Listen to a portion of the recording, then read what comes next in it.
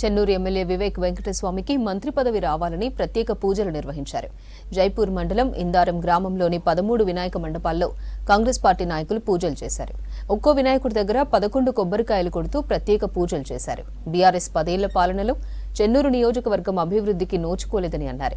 MLA Vivek కి మంత్రి పదవి వస్తే చెన్నూరు నియోజకవర్గం జిల్లా అభివృద్ధి చెందుతుందని, యువకులకు ఉపాధి అవకాశాలు దొరుకుతాయని చెప్పారు స్థానిక కాంగ్రెస్ నాయకులు. జైపూర్ మండల్ ఇందారం గ్రామంలో సుమారు 13 వినాయక మండపాలు ఉన్నాయి. ఆ వినాయక మండపాల దగ్గర మన నియోజకవర్గ ఎమ్మెల్యే గడ్డం వివేక్ వెంకటస్వామి గారికి ఈ ఇందారం భారీ మెజార్టీ ఇచ్చి ఎమ్మెల్యేగా గెలిపించడం జరిగింది. కాబట్టి అదేవిధంగా వినాయకుడిని కోరుకునేది ఏమనగా ప్రతి వినాయకుని దగ్గర 11 కొబ్బరికాయలు కొడుతూ మా వివేక్ వెంకటస్వామి గారికి మంత్రి పదవి రావాలని మనస్ఫూర్తిగా కోరుకుంటూ, అదేవిధంగా మా గ్రామం చెన్నూరు నియోజకవర్గమే ఎస్సీ నియోజకవర్గం, వెనుకబడిన నియోజకవర్గం. గతంలో ఎన్నో ఎమ్మెల్యేలు ఉన్నా ఇక్కడ అభివృద్ధి చేయలేదు. కానీ తెలంగాణ వచ్చిన తర్వాత తెలంగాణ కోసం కొట్లాడిన వివేక్ వెంకటస్వామి గారు మొదటిసారిగా ఇక్కడ తెలంగాణలో ఎమ్మెల్యేగా గెలవటం, ఇక్కడ ఇందారం ప్రజలే భారీ మెజార్టీతో గెలిపించడం చాలా సంతోషం విషయం.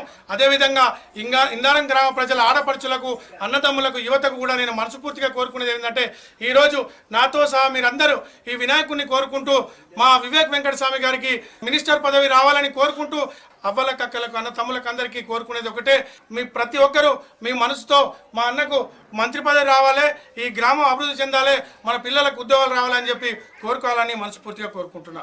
చెన్నూరు శాసనసభ్యులు మన గడ్డం వివేక్ వెంకటస్వామి గారికి మంత్రి పదవి రావాలని చెప్పి ఇలా ఇందారంలో ఉన్న అన్ని గణేష్ మండపాల వద్ద పూజలు నిర్వహించడం జరిగింది.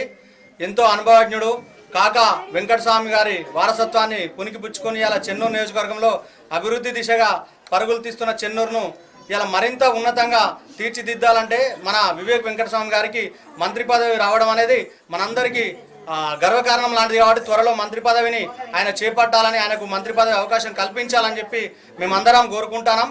అలాగే వారి కుమారుడు మన గడ్డం వంశీకృష్ణ ఎంపీ గారు కూడా భవిష్యత్తులో మరింత ఉన్నత స్థాయిలో ఉండాలని చెప్పి మేమందరం కోరుకుంటున్నాం. వివేక్ సార్ గారికి మంత్రి పదవి వస్తే చెన్నూరు, వెనుకబడ్డ చెన్నూరు ఇంకా అభివృద్ధి చెందుతుంది.